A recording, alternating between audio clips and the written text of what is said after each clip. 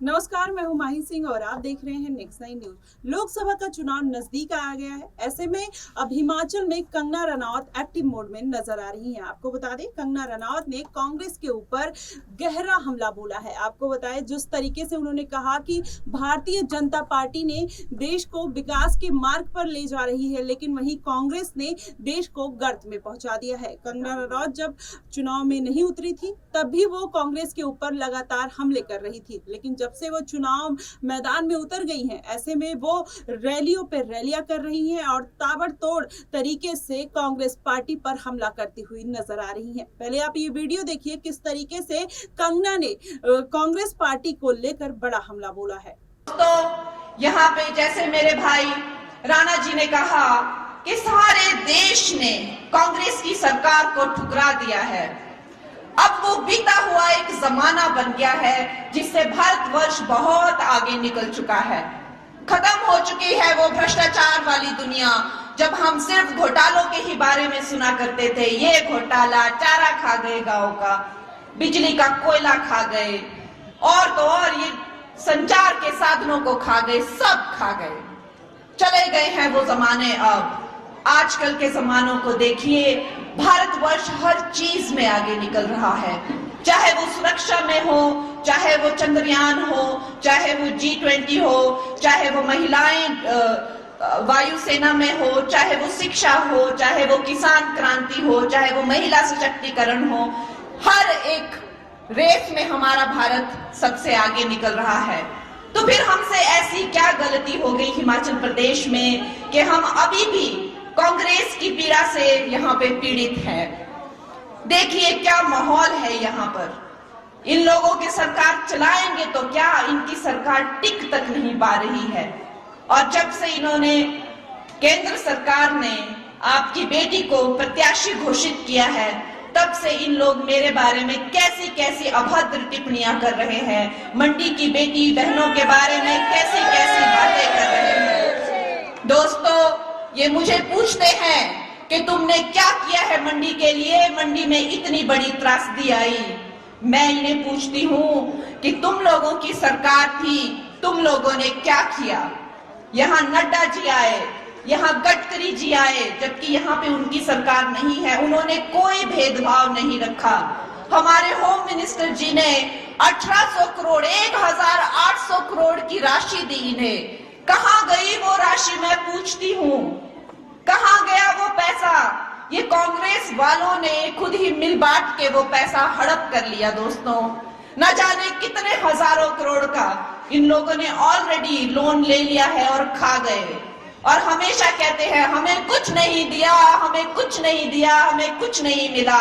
अरे तुम लोगों के पेट इतने वो है कि तुम लोगों का पेट भर ही नहीं सकता है। हमारे जो पूर्व मुख्यमंत्री जी हैं, अक्सर उन्हें मीडिया में आना पड़ता है और ये बात की पूरी तरह से क्लैरिफिकेशन देनी पड़ती है, सफाई देनी पड़ती है कि भाई आज केंद्र ने इतने हजार करोड़ दिए, आज केंद्र ने इतने हजार करोड़ दिए, लेकिन वो हमारी हिमाचल की जनता तक नहीं पहुंच पा रहे हैं। दोस्तों, हम लोग जिस रफ्तार से पूरा देश आगे बढ़ रहा है, हिमाचल उस रफ्तार से नहीं बढ़ पा रहा है।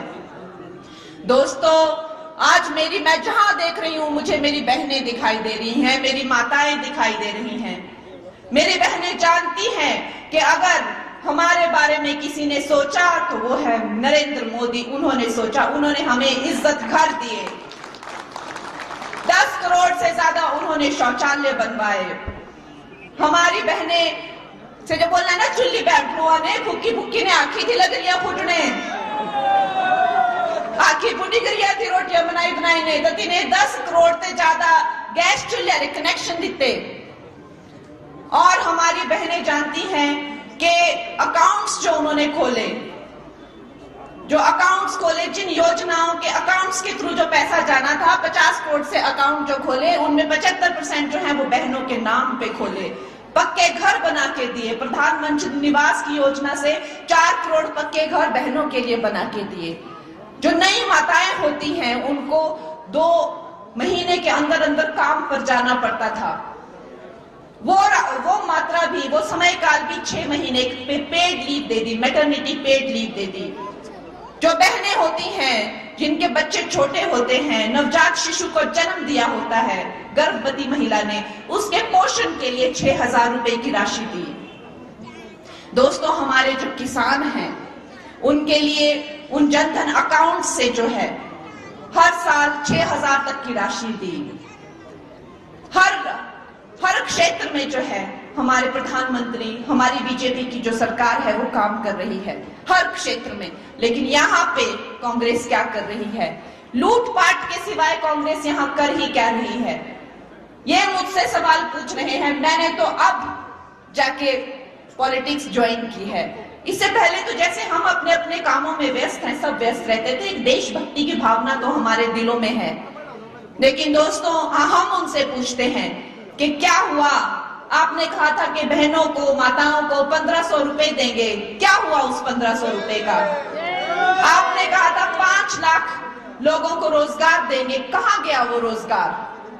आप लोगों ने कहा था कि जो किसान होंगे, जो फल के बागवान होंगे, वो अपनी मर्जी से जो चाहे वो राशि में फल बेचेंगे। क्यों ऐसे झूठी बातें करते हैं वो? क्यों ऐसे झूठे बातें करके वो लोगों को बहलाते फुसलाते हैं, धोखा देते हैं? कब तक ये इस तरह की राजनीति चलेगी? और क्यों आ जाते हैं हम हमेशा इनके झांसों में? दोस्तों, हमें अपने हिमाचल वासियों को जगाना है और इनकी ये कुनीति के प्रति उनको सतर्क करना है, क्योंकि समय फिर से आ रहा है और फिर से बातें शुरू हो गई है। ये फॉर्म भरो, वो फॉर्म भरो, इतने पैसे मुफ्त में मिलेंगे, 300 यूनिट बिजली मुफ्त में मिलेगी। ये सब वादों के झांसे में हमें नहीं आना है दोस्तों। हमें मोदी जी के नए भारत के साथ कदम से कदम मिलाकर चलना है।